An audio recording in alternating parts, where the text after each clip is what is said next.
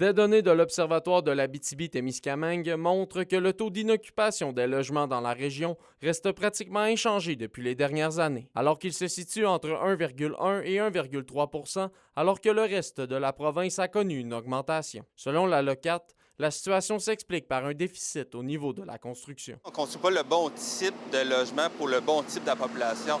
Fait que tant qu'aussi longtemps qu'on ne construira pas des logements sociaux ou des logements pour les ceux sans faible revenu, on ne sera jamais capable de donner un logement à ceux qui n'ont pas beaucoup d'argent pour arriver. Là, les logements qu'on conduit, il y a du logement abordable, abordable intermédiaire, c'est 150 du revenu, ou les logements abordables, c'est un peu moins que ça, mais ça ne répond pas à des besoins de base exactement. Le maire de Val-d'Or, Serge Allard, dresse le même constat. Je pense qu'on vit le même phénomène ici à Val-d'Or. On a construit beaucoup au cours des dernières années. Je vous dirais peut-être 1500 unités de logement de mémoire, là.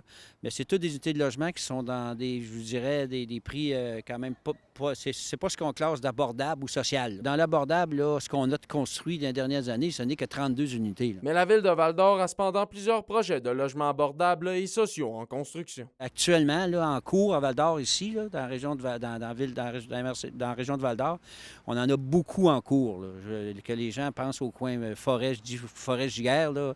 On a 70 unités là qui s'en viennent, 70 ou 75. Du côté de Rouyn-Noranda, certaines actions ont été posées pour favoriser les projets dans le but d'élargir l'offre et d'améliorer le taux d'inoccupation. Il y a beaucoup d'initiatives que la ville de Rouyn-Noranda a faites, notamment le conseil municipal a voté un congé de taxes pour 225 unités d'habitation en logement abordable. Ça a permis là, de régler une partie de ce problème-là. La ville de Rouyn-Noranda se concentrera désormais à construire plus de logements sociaux dans le but d'améliorer ses chiffres au niveau du taux d'inoccupation des logements.